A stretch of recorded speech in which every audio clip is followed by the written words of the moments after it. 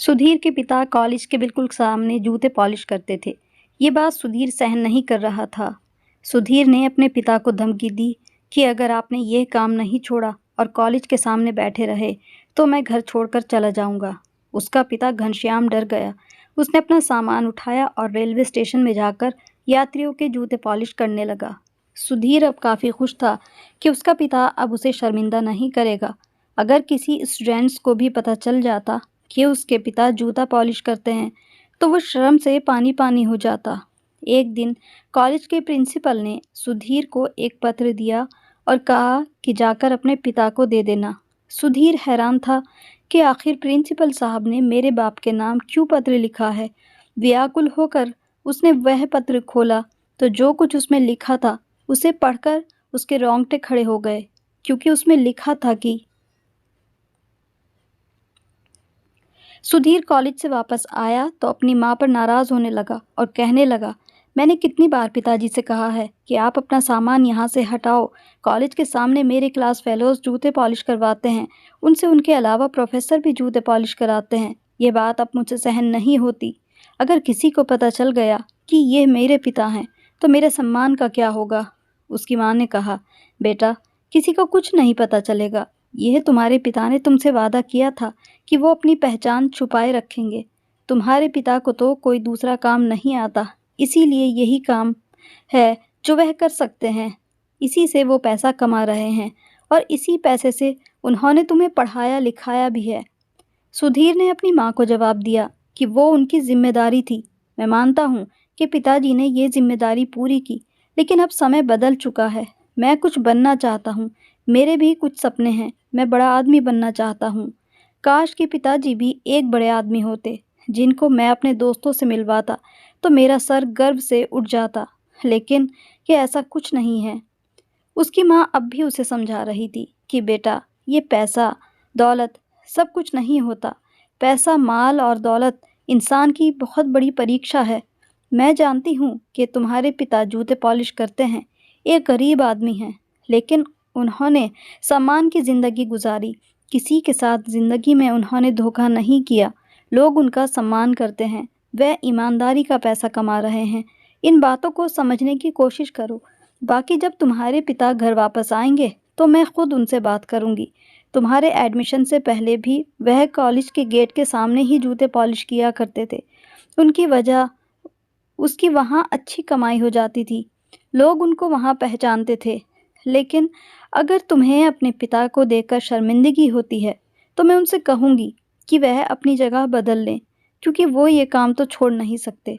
सुधीर ने कहा, ठीक है, अच्छा यही होगा कि आप उनसे बात करें।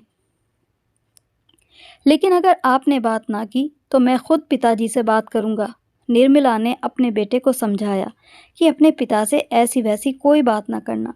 तुम जानते नहीं हो, लेकिन मैं जानती हूँ कि वो हर बात को दिल पर ले लेते हैं।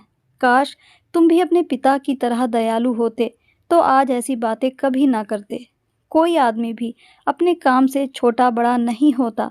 आदमी की पहचान उसके अच्छे आचरण और उसके चरित्र से होती है। सुधीर घर से चला गया, लेकिन उसकी माँ अब परेशान थी। जब घनश्याम घर आया और खाना खा चुका तो निर्मला ने बेटे की कई बातें उसे बताईं।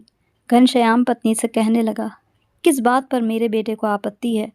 निर्मला ने जवाब दिया, यही कि आप जूते पॉलिश करते हैं और आप उसकी क्लास फेलोज और प्रोफेसर्स के जूते पॉलिश करते हैं, वो भी कॉलेज के गेट के सामने। घनश्याम ने अपनी पत्नी से कहा, अच्छा तो ये बात है, लेकिन मैंने तो कभी किसी को नहीं बताया कि मैं उसका बाप हूँ। मैंने तो अपनी पहचान छुपाई हुई है। निर्मला ने कहा, हाँ, आपने तो अपनी पहचान छुपाई हुई है, लेकिन आपका बेटा इतना बड़े दिल वाला नहीं। उससे अब भी इस बात का शक है कि किसी न किसी को इस बात का पता हो जाएगा, और अगर किसी को पता चल गया तो वो इस कॉलेज में पढ़ाई नहीं करेगा। घनश्याम दुखी मन से अपनी पत्नी से पूछा, क्या कभी मेरी परवरिश में कमी आई? क्या मैंने अपने बेटे की किसी चीज़ में कोई कमी की? निर्मला ने रोकर कहा, नहीं, मैं इस बात की गवाह हूँ कि आपने कोई कमी नहीं छोड़ी। वो कहने लगा, तो तुम्हारा बेटा ऐसा क्यों है? निर्मला ने कहा, बस किस्मत की बात है। काश कि वो ऐसा ना होता, लेकिन वो हमारी इकलौती औलाद है। हम दोनों ने एक दूसरे से वादा किया था कि इसकी खुशी की खातिर हम कुछ भी करने को तैयार हैं। अगर आपके बेटे की खुशी इसी में है कि आप कॉलेज के सामने बैठकर जूते पॉलिश ना करें, तो आप उसकी इस बात को मान लीजिए। उसके क्लास फेलोज़ के सामने उसे शर्मिंदगी होती है। वह कहने लगा, नहीं, सुधीर जब तक खुद मुझसे बात नहीं करेगा, मैं वहाँ से नहीं जाऊँगा। बड़ी मुश्किल से घर के खर्च पूरे हो रहे हैं। तुम तो इस बात को अच्छी तरह जानती हो। यही काम करके मैंने अपने बेटे को पाला, उसको पढ़ाया लिखाया। इसी से हमारी रोज़ी रोटी है। अब ये काम मैं कैसे छोड़ सकता हूँ? इसी काम से मेरी पहचान है और उस जगह तो मैं नहीं छोड़ सकता जहाँ पर मुझे सबसे ज़्यादा कस्टमर मिलते हैं, जो मेरी इज़्ज़त करते हैं। कभी मुझसे उनको शिकायत नहीं मिली। तुम देख लेना, अगर मैं वहाँ से चला गया तो इस कॉलेज के अफ़सर, प्रोफ़ेसर शहर भर में मुझे ढूँढते फिरेंगे, क्योंकि मैं सिर्फ़ उनके जूते पॉलिश नहीं करता था, मेरा उनके साथ एक गहरा संबंध बन चुका था। मैं उन सारे प्रोफ़ेसर्स और स्टूडेंट की ज़िंदगी के बारे में जानता हूँ। मेरा उन सभी के साथ गहरा संबंध है, सिवाय तुम्हारे बेटे के, जिसको मैं जानता हूँ, जो मेरे घर में रहता है, लेकिन मुझसे कोसों दूर है। अगर तुम्हारा बेटा मुझे यहाँ से जाने पर मजबूर करेगा, तो मैं अपना सब कुछ खो दूँगा। निर्मला ने अपने पति को समझाने की बहुत कोशिश की कि सुधीर अभी बच्चा है, ये बातें नहीं समझेगा, लेकिन घनश्याम पैर पटकते हुए बाहर चले गए। शाम को सुधीर घर पहुंचा तो अपने पिता के अंदर आते ही कहने लगा, पिताजी, अब मैं इस कॉलेज में नहीं पढ़ूंगा। घनश्याम ने अपने बेटे से कहा कि बेटा, क्या हुआ? वो कहने लगा, मुझे बहुत शर्मिंदगी होती है। अगर किसी लड़के को भी इस बात का पता चल गया कि आप मेरे पिता हैं, जो जूते पॉलिश का काम करते हैं, तो मैं आपसे वादा करता हूँ कि मैं कॉलेज की तीसरी मंजिल से छलांग लगा दूंगा और अपनी जान दे दूंगा। घनश्याम ने कहा, क्या? ये ऐसी बातें क्यों कर रहे हो? उसने जवाब दिया कि बस, मैं इस बात का फैसला कर चुका हूँ। घनश्याम हैरान था। वो हैरान इस बात पर था कि उसका बेटा इस हद तक चला जाएगा, उसकी सोच ऐसी होगी। वो अपने बेटे से कहने लगा, तुम क्या चाहते हो? मैं ये काम छोड़ दूँ? सुधीर ने कहा, आपकी मर्ज़ी है। वैसे तो मैं इस काम को पसंद नहीं करता, लेकिन अगर आप ये काम नहीं छोड़ना चाहते, तो यहाँ से दूर किसी दूसरी जगह चले जाइए। ये आपका मुझ पर एहसान होगा। ठीक है, तुम्हारा ये बाप तुम्हें किसी हाल परेशान नहीं देख सकता। और शाम को कॉलेज के गेट के सामने गया। वहाँ से उसने अपना सामान उठाया तो उसका दोस्त मुरली, जिसका कुछ ही दूरी पर चाय का छोटा सा ढाबा था, उसने अपने दोस्त घनश्याम से पूछा, क्या हुआ? यहाँ से जाने का इरादा है क्या? हाँ, बस ऐसा ही समझ लो। तुम मेरे दोस्त हो, मेरा इरादा तो ऐसा नहीं था, लेकिन मैं मजबूर हूँ और मैं अपनी मजबूरी भी तुम्हें नहीं बता सकता। मुरली ने जब ये सुना तो अपने दोस्त से नाराज़ हो गया। फिर उससे कहने लगा, पिछले 10 साल से हम लोग यहाँ पर हैं, हमारे अच्छे संबंध हैं। अचानक यहाँ से जाना, कुछ तो गड़बड़ है। अगर तुमने मुझे ना बताया तो मैं यही समझूंगा कि तुम मुझे अपना दोस्त नहीं समझते। ऐसी बात नहीं, तुम मेरे बहुत अच्छे दोस्त हो। हाँ, तो फिर बताओ, क्या वजह थी? मैं जानता हूँ, कॉलेज के सारे प्रोफेसर्स और यहाँ के स्टूडेंट्स तुमसे बहुत प्यार करते हैं। वो तो तुम्हारे बहुत अच्छे दोस्त हैं, और यूँ उनसे जुदा हो जाना, उनसे दूर होना, यह इतना आसान नहीं। घनश्याम ने कहा, हाँ, तुम ठीक कह रहे हो। मेरे बेटे को इस बात पर एतराज़ है, मेरे इस पेशे पर वो एतराज़ करता है। बस इसीलिए मैं यहाँ से तो जा रहा हूँ, लेकिन मैं ये काम नहीं छोड़ सकता। मुरली ने कहा, अच्छा, तो ये बात है। मैं बात करूंगा सुधीर से। तुम अपने बेटे को उसकी सच्चाई क्यों नहीं बताते? मैं उसे बताऊंगा। घनश्याम ने उसके सामने हाथ जोड़कर कहा, ऐसी कोई बात मत करना। यहाँ इस शहर में कुछ ही लोग हैं जो ये राज जानते हैं। मैं नहीं चाहता हूँ कि सुधीर को इस बात का पता चले। ये एक ऐसा राज है जो मरते दम तक मैं किसी को नहीं बता सकता। वह अभी छोटा है, समय के साथ साथ समझ जाएगा। घनश्याम सोच रहा था कि अब वह कहाँ पर बैठकर जूते पॉलिश किया करेगा, जहाँ पर ज़्यादा लोग मुझसे जूते पॉलिश करवाएं। काफ़ी देर सोचने के बाद उसे रेलवे स्टेशन ही सबसे सही जगह लगी, जहाँ वो जा सकता था। अगली सुबह सुधीर कॉलेज में दाखिल हुआ। उसने देखा कि उसके पिता कॉलेज गेट के सामने नहीं थे। वह खुशी से फूले नहीं समा रहा था। अब तो उसकी खुशी का कोई ठिकाना नहीं था। आज उसके दोस्तों ने नोट किया कि सुधीर बहुत खुश है। उन्होंने सुधीर से पूछा, क्या हुआ? कुछ दिन पहले तुम काफ़ी परेशान थे, आज इतने खुश क्यों हो? उसने कहा, बस एक परेशानी थी जो अब ख़त्म हो चुकी है। अब मेरे लिए प्रार्थना करना कि मैं पहली पोजीशन हासिल कर सकूं, जो कि मेरा बहुत बड़ा सपना है। घनश्याम अगले दिन रेलवे स्टेशन पर बैठकर अपने ग्राहकों का इंतज़ार करने लगा। लेकिन ये इतना आसान नहीं था, क्योंकि इससे पहले भी रेलवे स्टेशन के करीब कई ऐसे लोग थे जो लोगों के जूते पॉलिश कर रहे थे। वो आवाज़ें लगाते थे, यहाँ तक कि ट्रेन के अंदर चले जाते। लेकिन क्योंकि घनश्याम बूढ़ा था, वो कमज़ोर था, इसीलिए उसके लिए संभव नहीं था। वो एक जगह बैठकर ही काम कर सकता था। लेकिन अब ग्राहक उसके पास कम आते थे। ग्राहकों को लुभाने के लिए वो आवाज़ भी नहीं लगाता था। एक हफ्ते तक उसे ठीक से दिहाड़ी नहीं मिल सकी। एक हफ्ते में केवल 500 रुपये ही कमा पाया था। मुरली ने उसे सलाह दी कि वापस उसी जगह पर आ जाओ, लेकिन उसने कहा, नहीं, अब मैं एक बार जो जगह छोड़ चुका हूँ, मैं वहाँ वापस नहीं जा सकता। मैंने अपने बेटे से वादा किया था और मैं अपना ये वादा अब पूरा करूँगा। अगले 10 दिन गुजर चुके थे, लेकिन घनश्याम के पास ग्राहक ना के बराबर आ रहे थे और वो परेशान था।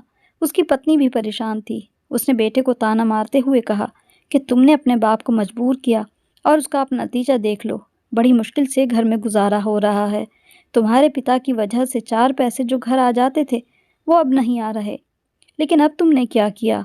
सुधीर ने अपनी माँ से कहा कि परेशान होने की ज़रूरत नहीं, जल्दी ही पैसों का अब बंदोबस्त हो जाएगा।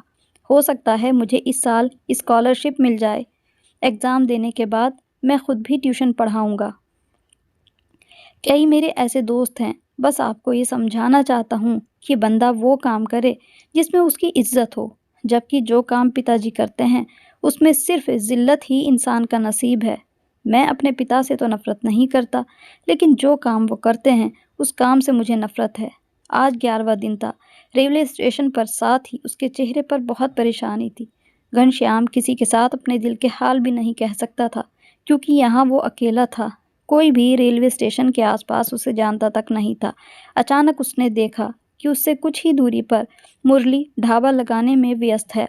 वो अपने कुछ दोस्तों के साथ वहाँ अपना ढाबा शिफ्ट कर रहा था। घनश्याम ने देखा तो वो बहुत खुश हुआ। वो मुरली के पास गया और फिर उसे गले से लगाया और उससे यही कहा कि मेरी तो मजबूरी थी जगह बदलना, लेकिन तुम्हारी क्या मजबूरी थी? तुम्हारा तो वहाँ बढ़िया काम चल रहा था। मुरली ने मुस्कुरा कर कहा, बस यार, ये दिल की बात है। अब मेरा वहाँ दिल नहीं लगता। पहले तो तुम मेरे पास आते थे, मेरे ढाबे पर बैठकर थोड़ी देर मुझसे मिलते, चाय पीते और बातें करते। मैं भी तुम्हारे पास वहाँ आ जाता था। हमारा समय बहुत अच्छा गुजर रहा था। लेकिन अब तो मैं कमज़ोर हो रहा हूँ। तुम्हारा साथ मुझे नसीब नहीं। मेरा ब्लड प्रेशर काफ़ी तेज़ है। पिछले 2 हफ्ते से मैंने ढाबे से इतना कमाया नहीं जितना खुद पर लगा चुका हूँ।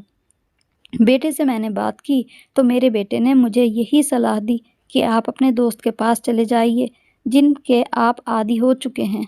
मेरा भी यही इरादा था, सो अब मैं तुम्हारे पास आ गया। यह सुनकर घनश्याम की आंखों में आंसू आ गए। मुरली ने अपने दोस्त को गले से लगाया, फिर उससे कहा, परेशान होने की कोई बात नहीं। अब तुम्हारे पास ग्राहक ज़रूर आ जाएंगे। जो लोग भी मेरे ढाबे पर चाय पीने के लिए आएंगे, वो तुम्हारे पास जूते पॉलिश करवाने के लिए भी आ सकते हैं, और मुझे उम्मीद है कि वह ज़रूर आएंगे। लोग मेरी चाय के दीवाने हैं, और सच पूछो तो मेरा मकसद भी यही था कि अपने ढाबे के द्वारा मैं तुम्हारे लिए ग्राहक लेकर आऊँ। तुम्हें परेशान होने की ज़रूरत नहीं। दोनों का छोटा सा कारोबार दोबारा चल पड़ा। ग्राहकों का वहाँ रश होने लगा।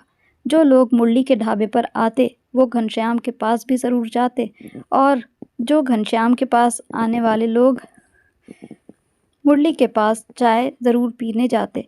उनके पुराने दोस्तों ने भी उनका बिल्कुल साथ ना छोड़ा। घनश्याम की आंखों में आंसू थे, जबकि कॉलेज के प्रोफेसर और स्टूडेंट्स भी अक्सर उनके पास आते, घनश्याम की सीख सुनते, उसके साथ बैठते और उससे इंस्पायर होते। वो प्रोफेसर जो घनश्याम के अच्छे मित्र बन चुके थे, उन सब ने भी घनश्याम को बिल्कुल नहीं छोड़ा। वह जूते पॉलिश कराना तो एक बहाना था। सच्चाई ये थी कि वह घनश्याम के पास बैठते, उसकी ज़िंदगी के बड़े अनुभव की बातें सुनते और उससे यही कहते कि आज हमें कुछ नई घटना सुनाइए, कोई सीख भरी दास्तान सुनाइए। घनश्याम के पास सुनाने के लिए बहुत बातें थी, कई ऐसी घटनाएं थीं जो उसने अपने दिल में छुपाई हुई थी और वो लोगों को वह सब सुनाकर अपने दिल का बोझ हल्का करता। ये देखकर घनश्याम के चेहरे पर मुस्कुराहट दोबारा आ गई। उसे ये बात अच्छी लगी, सबसे ज़्यादा जिन पुराने दोस्तों को वो बहुत याद कर रहा था। आज बड़ी सी गाड़ी में कॉलेज का प्रिंसिपल भी घनश्याम के पास आया था। उसने घनश्याम को गले से लगाया, उसके सामने बैठ गया। काफ़ी देर वो दोनों आपस में बातें करते रहे, जबकि मुरली हैरानी से दूर से उन दोनों को देख रहा था। ऐसा लग रहा था जैसे घनश्याम उसका टीचर है और वो कॉलेज का प्रिंसिपल, घनश्याम का स्टूडेंट। घनश्याम उसे कोई बात बता रहा था, जबकि प्रिंसिपल बड़े ही ध्यान से वह बात सुन रहा था। वह 20 मिनट तक उसके सामने बैठा रहा, फिर झुककर उसने घनश्याम को सलाम किया, घनश्याम को प्रणाम किया और फिर वापस चला गया। मुरली उसके पास आया और फिर घनश्याम से कहने लगा, यार तुम्हारी अक्लमंदी तो मैं जानता हूँ, तुम अच्छी बातें करते हो। मैं जानता हूँ तुम दूसरी भाषाओं में निपुण हो। बस ये तुम्हारा दुर्भाग्य है कि तुम्हारे पास कोई डिग्री नहीं थी, वरना तुम भी आज प्रोफेसर होते। लेकिन ये प्रिंसिपल साहब अक्सर तुम्हारे पास आते हैं। ऐसी कौन सी बातें हैं जो तुम इनको बताते हो? घनश्याम ने जब सुना तो मुरली से कहा कि मैं तुम्हें सब बताऊंगा, सारी हकीकत बताऊंगा, लेकिन अच्छे मौके की तलाश में हूँ। अभी मैं तुम्हें कुछ नहीं बता सकता। बस यूँ समझ लो कि ये तुम्हारी भी एक परीक्षा है, तुम्हारे सब्र की परीक्षा। हम सब का एक इम्तहान है। मेरे बेटे सुधीर की परीक्षाएं निकट हैं, लेकिन इससे भी बड़ी परीक्षा उसके जीवन में अब शुरू हो चुकी है। प्रार्थना करो कि वह अपने जीवन की इस परीक्षा में सफल हो सके। मुरली ने जब ये सुना तो कहा, मुझे तुम्हारी बातें समझ नहीं आती। तुम क्या कहते हो? कौन सी जीवन की परीक्षा? घनश्याम ने कहा, ठीक है, मैं तुम्हें सब बताऊंगा, बस थोड़ा सा इंतज़ार कर लो। मुरली ने कहा, ठीक है यार, जैसा तुम कहते हो वैसा ही होगा। अब मैं तुमसे कोई सवाल नहीं पूछूंगा। आज मुरली के ढाबे पर एक बुजुर्ग आदमी आया था। वो 70 बरस का था। वो काफ़ी परेशान था। उसकी आंखों में आंसू थे। मुरली ने उसे चाय दी और उससे परेशानी का कारण पूछा। आप कहाँ जा रहे हैं? आप इतने परेशान क्यों हैं? घनश्याम भी उसके साथ ही बैठा था। वृद्ध ने बताया कि मैं मुंबई जा रहा हूँ, वहाँ पर मेरा छोटा बेटा रहता है। मुरली ने कहा, तो इसमें परेशानी की क्या बात है? तो वृद्ध ने बताया, क्योंकि मैंने अपने बेटे को अपने आने का नहीं बताया है। अब डर रहा हूँ कि जब वहाँ पहुँचूँगा तो क्या मुझे देखकर उसे बुरा तो नहीं लगेगा, क्योंकि यहाँ पर मैं अपने बड़े बेटे के साथ रहता था। उसने मुझे ये कहकर घर से निकाल दिया। कहता है, रात भर खांसते रहते हो, आपको टीबी है, कहीं मेरे बच्चों, मेरे परिवार को कुछ ना हो जाए। आपको अपने छोटे बेटे के पास जाना चाहिए। क्या सारी ज़िंदगी, सारी जिम्मेदारी मैंने उठा रखी है। आप कभी रवि के पास भी तो जाओ। 6 महीने आप उसके पास रहो और अगर ज़िंदा रहे तो 6 महीने बाद आप वापस यहाँ आ जाना। बस बेटे की इस बात ने मुझे अंदर से मार दिया। अब जो तुम्हारे सामने है ये एक जिंदा लाश है, लेकिन अंदर से मैं मर चुका हूँ। मुरली अपनी भावनाओं पर काबू ना रख सका। उसने बूढ़े से कहा कि आप मुझे अपने बेटे का फ़ोन नंबर दीजिए, आपके आने की सूचना देता हूँ। उस आदमी ने अपने बेटे का नंबर दिया तो मुरली ने उसके बेटे को कॉल करके सारी समस्या बताई और साथ ही मुरली ने उसके बेटे को ये भी कहा, अगर तुम चाहते हो कि 20-25 साल बाद तुम्हारा बेटा तुम्हें अपने घर से ना निकाले, तो अपने पिता का ध्यान रखना, उनका अच्छे से स्वागत करना और उनकी बीमारी का इलाज भी करवाना, वरना दुनिया के बाद तुम्हारा विनाश निश्चित है। रवि ने जैसे ही ये कॉल सुनी तो फ़ोन पर अपने पिता से कहा, पिताजी, मैं आपको खुद लेने आ जाता, आप मुझे कहते तो एक बार। आप वहाँ से गाड़ी में बैठ जाइए, मैं स्टेशन पर आपका इंतज़ार करूँगा। मुझे माफ़ कर देना, मैं पिछले कई दिनों से आपसे बात ना कर सका। वह बूढ़ा आदमी ट्रेन में सवार हुआ और उसके बाद हाथ हिलाकर उसने मुरली और घनश्याम को अलविदा कहा। सुधीर की परीक्षाएं अब समाप्त हो चुकी थी। उसे रिजल्ट का इंतज़ार था। जैसे ही उसका रिजल्ट आया वह बहुत खुश हुआ, क्योंकि वह पहले नंबर से पास हुआ था। सभी स्टूडेंट्स को कहा गया कि डीसीसीबी साहब की तरफ से आप लोगों के लिए कुछ प्राइज़ और स्कॉलरशिप बांटी जाएगी, इसीलिए आप अपने माता पिता को भी अपने साथ लेकर आए। दूसरी और तीसरी पोजीशन लेने वाले स्टूडेंट्स अपने माता पिता के साथ कॉलेज आए थे, जबकि सुधीर अकेला ही कॉलेज गया। प्रिंसिपल साहब ने पूछा कि तुम्हारे माता पिता तुम्हारे साथ क्यों नहीं आए। इस पर उसने झूठ बोला। कि मेरी माँ मेरे साथ नहीं आ सकी क्योंकि मेरे पिता बहुत बीमार हैं। सुधीर को मेडल पहनाया गया। इनाम के तौर पर उसे 50,000 रुपये कैश दिया गया, लेकिन वापसी पर प्रिंसिपल साहब ने उसे एक पत्र दिया और कहा, जाकर ये अपने पिताजी को दे देना। सुधीर हैरान कि प्रिंसिपल साहब मेरे पिता के नाम पत्र, ऐसी कौन सी बात है जो वो मेरे पिता को बताना चाहते हैं। अपनी व्याकुलता में मजबूर होकर उसने पत्र खोला तो उसमें लिखा था,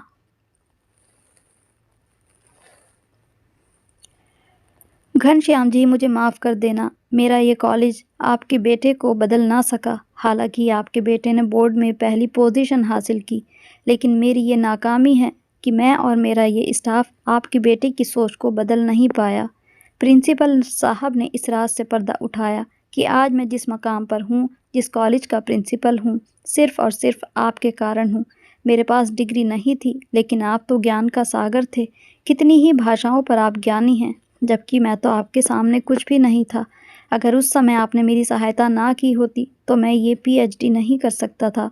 वो सुधीर के पिता घनश्याम को अपने कॉलेज के सीनियर प्रोफेसर के तौर पर कॉलेज में रखना चाहता था, लेकिन उस समय घनश्याम ने यही कहा कि मैं अपने बेटे को आजमाना चाहता हूँ। मैं चाहता हूँ कि मेरा बेटा सुधीर एक बहुत अच्छा और दयालु इंसान बने, गरीबों से प्यार करने वाला हो, अपने गरीब पिता का सम्मान करे। मगर अत्यंत दुख की बात है कि ऐसा ना हो पाया। जैसे जैसे सुधीर वो पत्र पढ़ता जा रहा था, सर से लेकर पाँव तक वह काँप रहा था। जब उसे उस बात का पता चला कि उसके पिता घनश्याम ने उसे गोद लिया था, झुग्गी में बहुत तेज़ आग लगी थी, सब जलकर राख हो चुका था। लेकिन घनश्याम ने जान पर खेलते हुए उस बच्चे यानी सुधीर को बचाया। जब यह 1 साल का था, फिर लोगों के जूते पॉलिश करके उसे पाला। सुधीर अपने पिता की हैसियत को अच्छी तरह पहचान चुका था, जबकि अपनी हकीकत को भी जान चुका था। वह अपने पिता की ओर भागा। उसकी आंखों से आंसू बह रहे थे। वह घनश्याम के पैरों में गिर पड़ा, उससे क्षमा याचना करने लगा कि मुझे माफ़ कर देना। मैं आपको पहचान नहीं पाया। आप कुदरत की तरफ से मेरे लिए एक अनमोल उपहार थे, जिसकी मैं कदर ना कर पाया। आप मेरे सबसे बेहतरीन दोस्त थे, जिसको मैं पहचान नहीं पाया। घनश्याम ने उसे उठाकर अपने सीने से लगाया। आज पहली बार सुधीर अपने पिता के गले लगा था। घनश्याम ने उसकी सारी गलतियों को माफ़ करते हुए कहा, बेटा, सुबह का भूला अगर शाम को घर लौट आए तो उसे भूला नहीं कहते। बस मैं चाहता हूँ कि तुम अपने ऊपर या अपनी किसी भी विशेषता पर ज़िंदगी में कभी घमंड ना करना। इंसान हो तो सभी इंसानों का सुख दुख महसूस करके उनकी मदद करना, यही इस ज़िंदगी का असली मकसद होना चाहिए। तो ये थी हमारी आज की कहानी। कहानी अच्छी लगी हो तो इसको लाइक और शेयर करना ना भूलें। साथ ही मेरे चैनल पर नए हैं तो इसको सब्सक्राइब भी कर लीजिए। ऐसे ही दिलचस्प और सीख देने वाली कहानियों के साथ फिर मिलेंगे। तब तक के लिए goodbye and thanks for watching.